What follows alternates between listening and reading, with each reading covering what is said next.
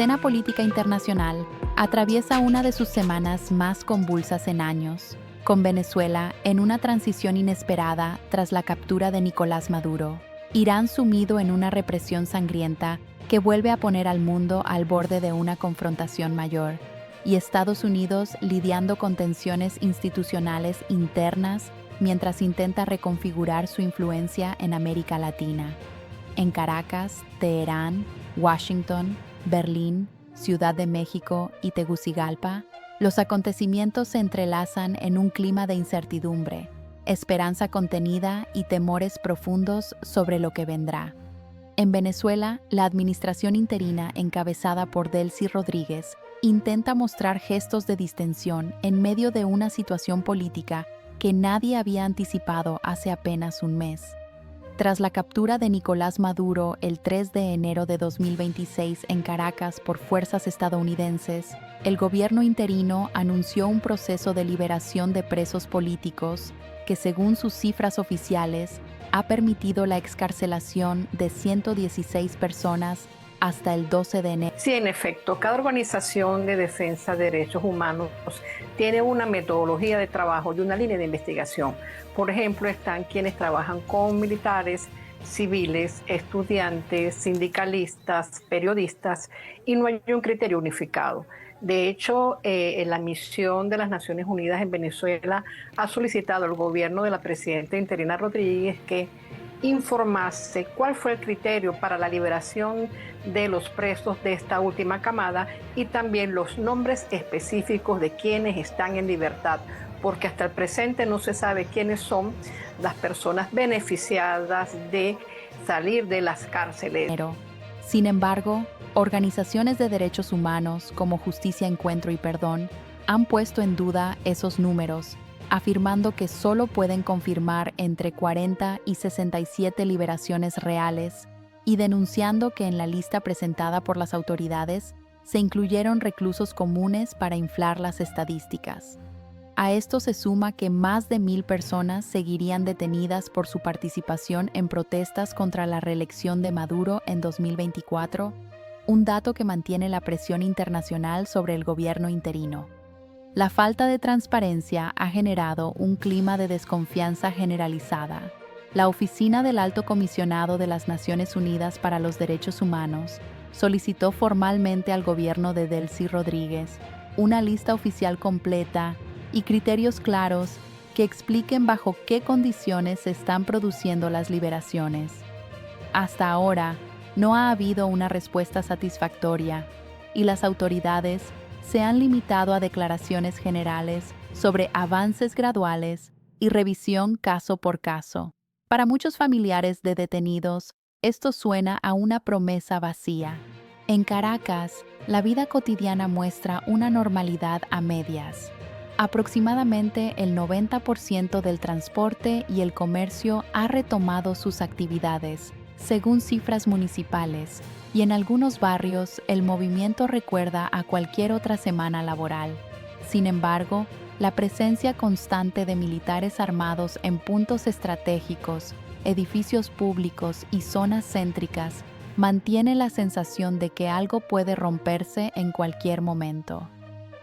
Frente a los penales de El Helicoide, Tocorón y La Pica, grupos de familiares esperan durante horas bajo el sol con listas en la mano, preguntando nombres a funcionarios que casi nunca dan respuestas claras.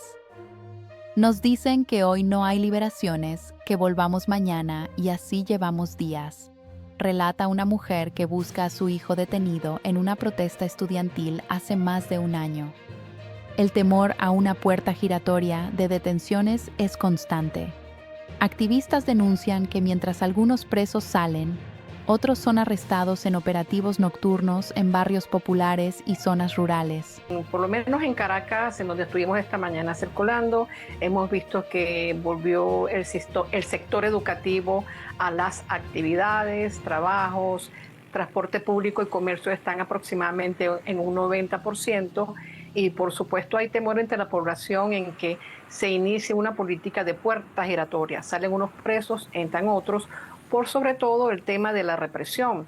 Se han visto militares en las calles con armamento de guerra, con rostros cubiertos y mucha presencia policial. Así que todavía hay tensión en las calles, al menos en la capital de la República, por este tipo de situaciones. Acusados de conspiración o incitación al odio.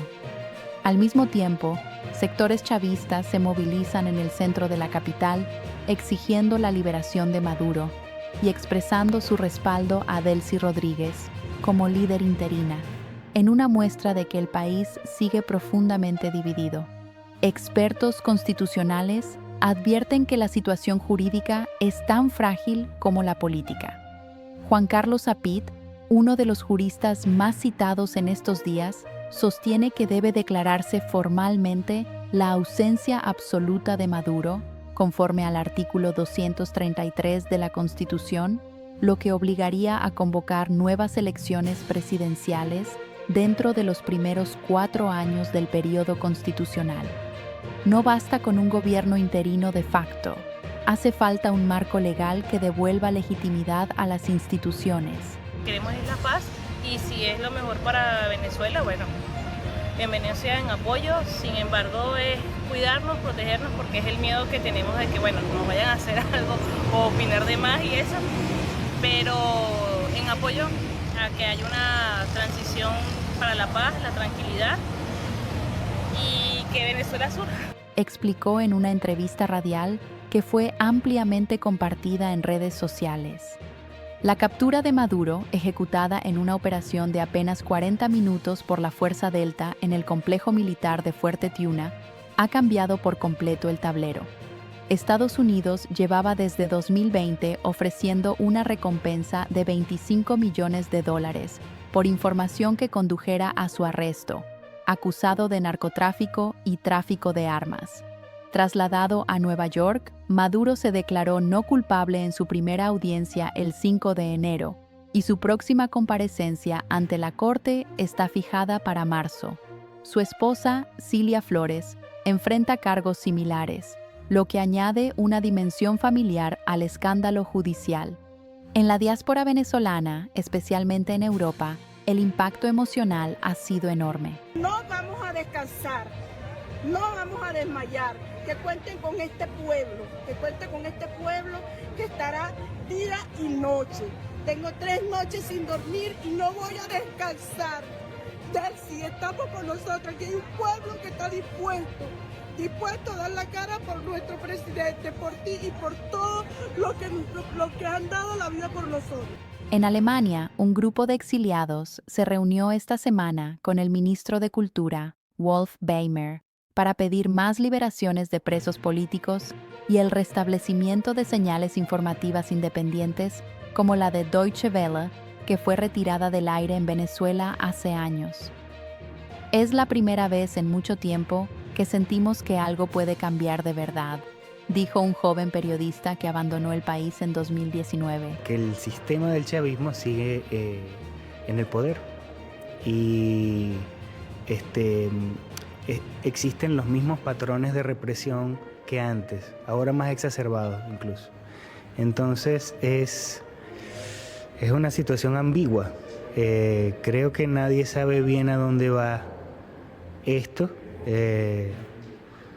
pero creo que yo, como muchos, queremos ver en esto también y esperamos ver en esto el primer paso a una transición pacífica hacia la democracia. Ese sentimiento de esperanza se vio reforzado por un gesto inesperado en Washington. María Corina Machado, una de las principales líderes de la oposición venezolana, fue recibida en la Casa Blanca por el presidente Donald Trump en una reunión que duró más de lo previsto. Aunque no se difundieron detalles oficiales, fuentes cercanas a la delegación señalaron que Trump expresó interés en integrar a Machado y a otras figuras opositoras en un eventual proceso de reconstrucción democrática en Venezuela. El encuentro marcó un giro significativo respecto a los contactos previos, que se habían limitado a conversaciones telefónicas. Para muchos venezolanos, la imagen de Machado entrando a la Casa Blanca simboliza una oportunidad histórica.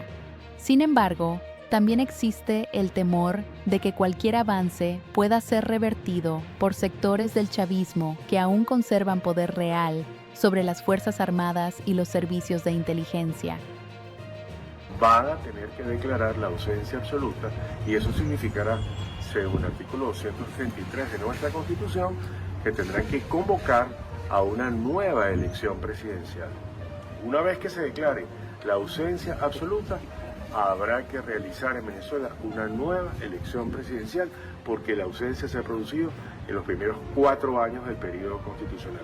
No estoy entrando a discutir o a analizar si la presidencia del señor Nicolás Maduro es legítima o no. Aquí nadie se fía de nadie, resume un comerciante del centro de Caracas. Hoy liberan a uno y mañana detienen a otro. Hasta que no haya elecciones libres, todo esto es provisional. Mientras tanto, al otro lado del mundo, Irán vive una de las oleadas de protestas más sangrientas de su historia reciente.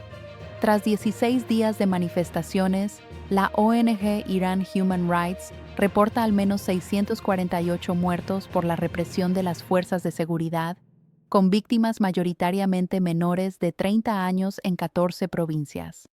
Imágenes verificadas por medios internacionales muestran bolsas con cadáveres apiladas en morgues de Teherán y hospitales saturados de heridos. En varias ciudades, manifestantes enfurecidos han vandalizado mezquitas y edificios públicos, mientras el gobierno ha impuesto cortes casi totales de Internet para dificultar la organización y la difusión de información. Las autoridades iraníes acusan a Estados Unidos e Israel de instigar las protestas, pero al mismo tiempo aseguran estar preparadas tanto para una guerra como para una negociación. No descartan retomar diálogos sobre sanciones y su programa nuclear, seriamente golpeado tras los ataques y sabotajes sufridos en 2025. Trump, por su parte, afirmó que Irán quiere negociar después de que Washington los haya machacado, aunque volvió a amenazar con una intervención militar si Teherán no cede. Analistas como Luciano Zácara dudan de que Irán tenga la capacidad militar para sostener una guerra prolongada, dada su debilidad económica y logística tras años de sanciones y conflictos. El régimen está contra las cuerdas. Una guerra abierta podría ser su fin, sostiene.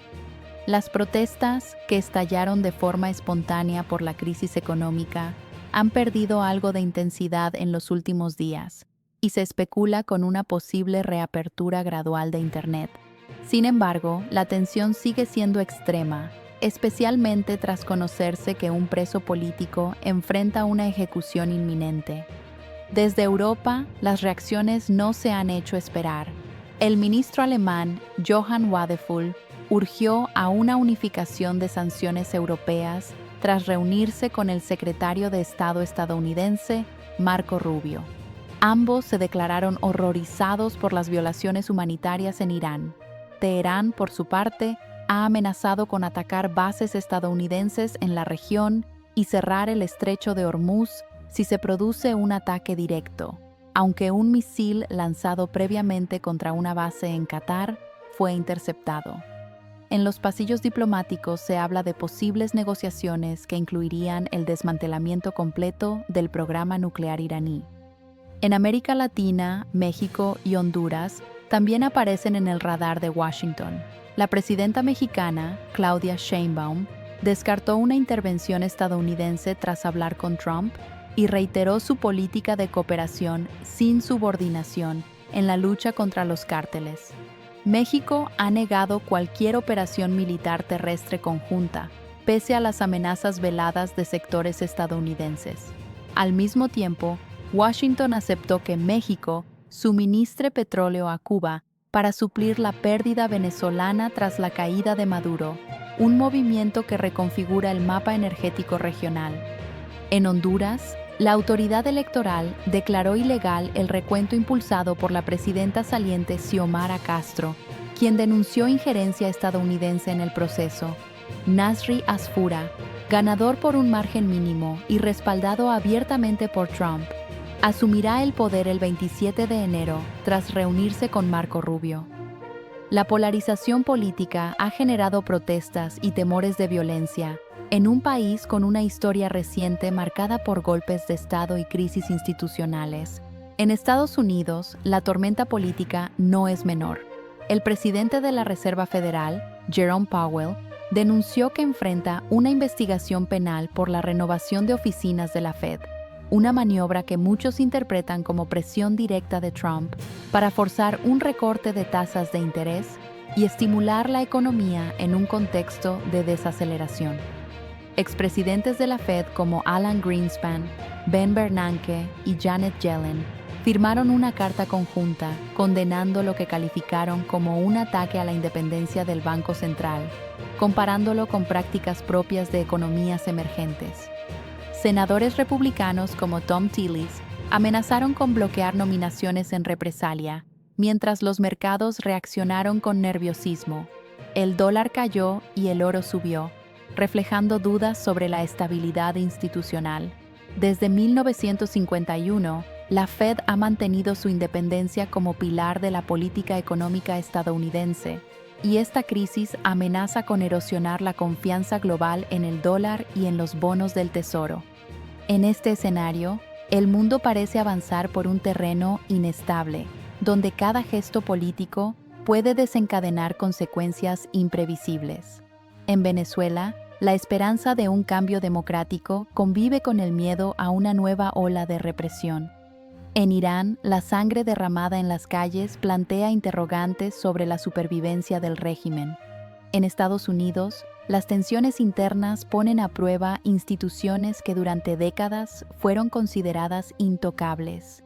Y en América Latina, viejas y nuevas alianzas se reconfiguran bajo la sombra de un Washington más activo y menos paciente. Nada está escrito. Lo único claro es que, desde Caracas hasta Teherán, desde la Casa Blanca hasta los pasillos de la ONU, el mundo asiste a un momento de inflexión donde las decisiones de hoy marcarán el rumbo de los próximos años. La historia, una vez más, se escribe en tiempo real, entre promesas de cambio, amenazas de guerra y la persistente incertidumbre de no saber si lo que viene será mejor o simplemente distinto.